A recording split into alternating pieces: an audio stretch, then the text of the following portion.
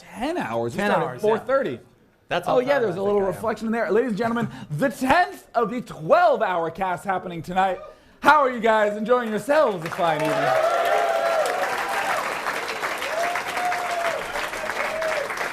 Are you guys ready to see Game 4 here? We are going to be going into Game 4 right now. For any of you Tester fans out there, 3, 2, 1.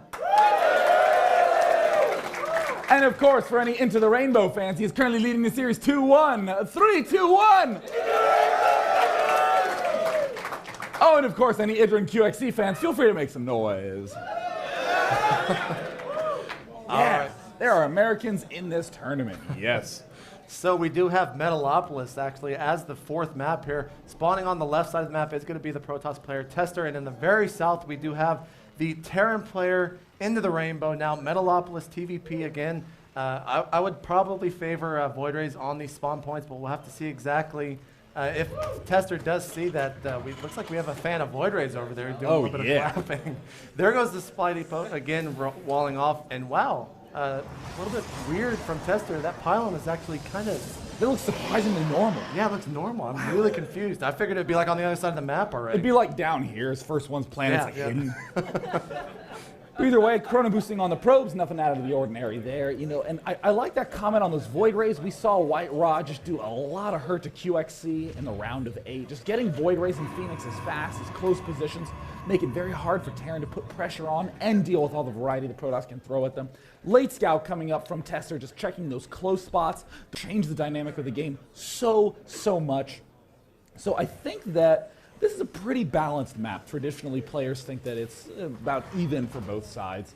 Generally, Zerg is, people I guess would say is favored, but you'll notice there is really no Zergs in this game. So, you know, as long as there's a good even map split, it's going to come down to who can manage the center, who can manage the Zelnaga watchtowers, and especially who can deal with drops across this very short valley. I mean, you can even see how close these positions are.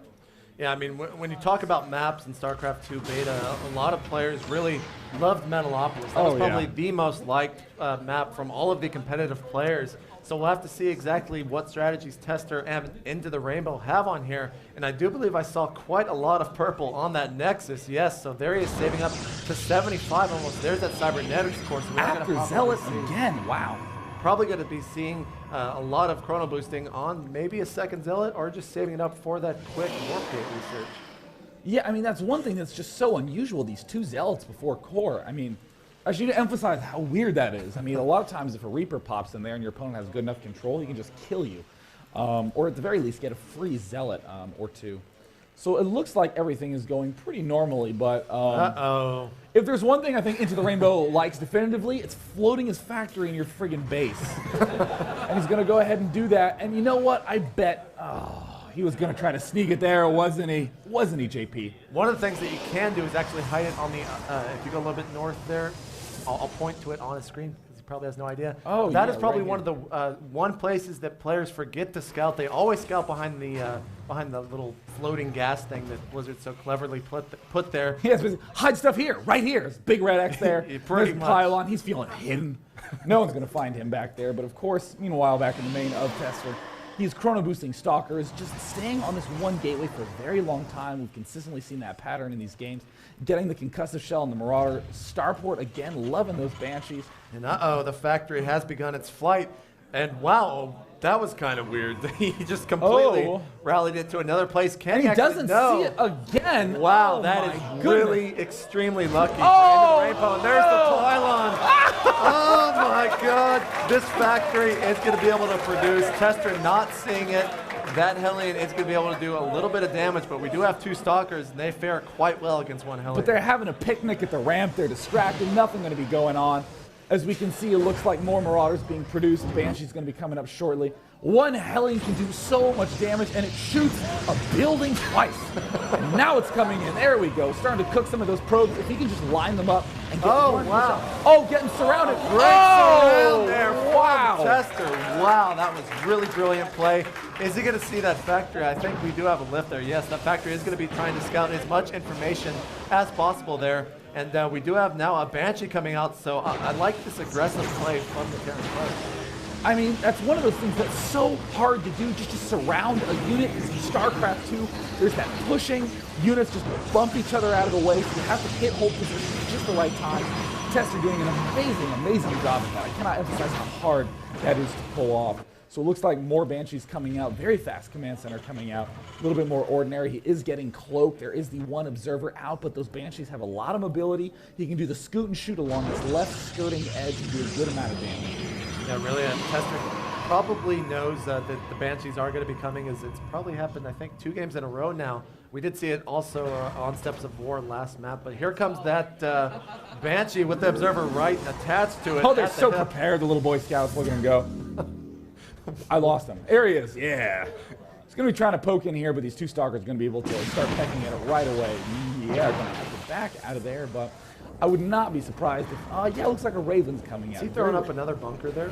Yeah, you know, I actually like this play because he stayed on one barracks for so long. He has very few ground units. We've seen how effective it can be. You know, in White Robbers QXC, should be aggressive with gateway units as you're being aggressive with anything else, really.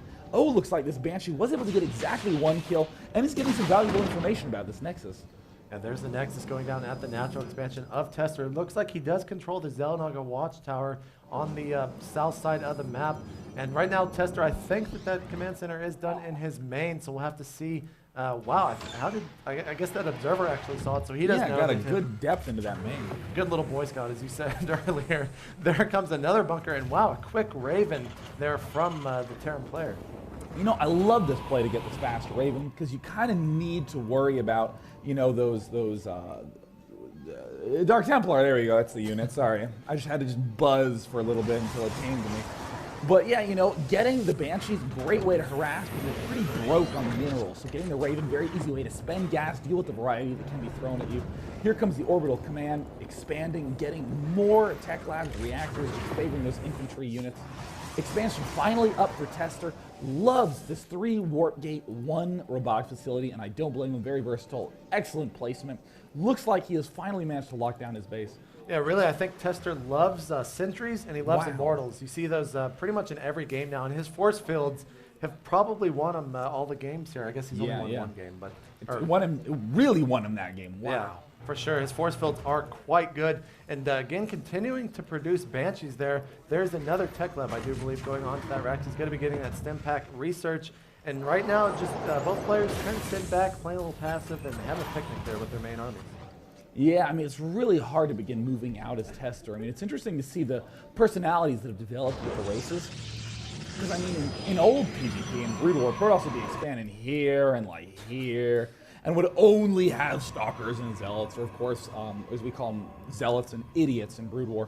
The Dragoon had the worst AI of all time, which pretty much did whatever it wanted, but that was normal to make only, like, large amounts of that unit. And then here we see both players playing very locked up, tight, scared to move out. The Terran is, in fact, the one that has the advantage of aggression. So here comes 2 Banshees. There are 3 Stalkers here who will have to back out.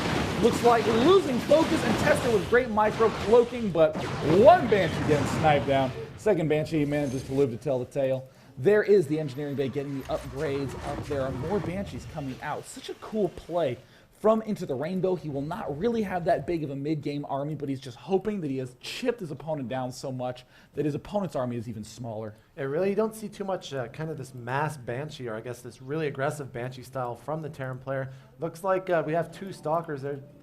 I'm not really sure why they don't have that Xel'Naga watchtower. They're probably getting a little bit more information than just kind of sitting down below it. Possibly that's a miss rally point. Here comes a Factor going down with the tech lab. I think that might, if we see that might be the first tank in the series. Oh, wow, is he going to snipe that observer? And he does. That's going to be pretty huge there, as he can move forward right now. If we go into the unit counting session, let's see if there's another observer on the field. I do not believe there is. Oh, and there's the scan. He sees that there's a huge window to move in for the attack. This is a very dangerous position for Protoss. He's finally warped in these High Templars because he have Storm. No, he's just going to be able to feed back the Banshees. It's going to be essential. And here comes the abuse. The ramp is pointing the wrong way, so he's going to be able to pop in here and hit that critical pylon that towers half of these units. And he's moving in at the front at the same time. This is a very dangerous position. Will he be able to get a feedback? No. backing away just in time. There is one giant chunk of building just rolling away, and the shadow remains afterwards. Awesome. Tanks, great unit to get on Metalopolis because you can abuse these centers, get on these ridges. The center is ruled by tanks on this map. We did have that observer actually finish before that pylon was finished, so I think that perhaps the Terran player did see that and decided to fall back, but he has kind of moved forward here, probably the most aggression from his main army, and there he's going to be taking another expansion as he does have map control in a sense right now. And continuing to make these Banshees, absolutely love this play. It's kind of interesting just to think that, oh, whoa, hold that thought. Here comes the Banshee delivery with the Sniper Templar 1. Oh, no, getting some great feedbacks off. Unfortunately, I didn't manage to kill any of them, but still beating them. Look at this little tiny view, ramp points this way. All these buildings suddenly way more vulnerable. And will he be able to snipe that Templar? Yes, very nice shooting.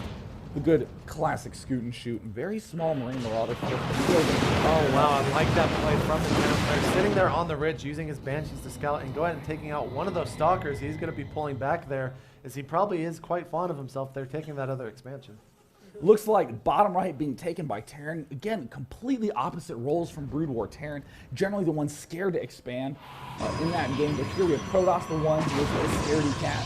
And they're kind of flush annihilating that blade, and then getting some good shots off on the next as well. They actually might be able, or no, there comes the High Templar warping in. We'll have to see if he sees it. That's, oh, nice there from the Terran player. He's not going to be able to feed that kills. I do not see any observer. He might actually kill this next. Oh, that's so huge. That's so huge taking out this next. Delays everything so long, and 2 geysers, why not? Is he going to cancel it? It almost might die. Oh, it died, I think.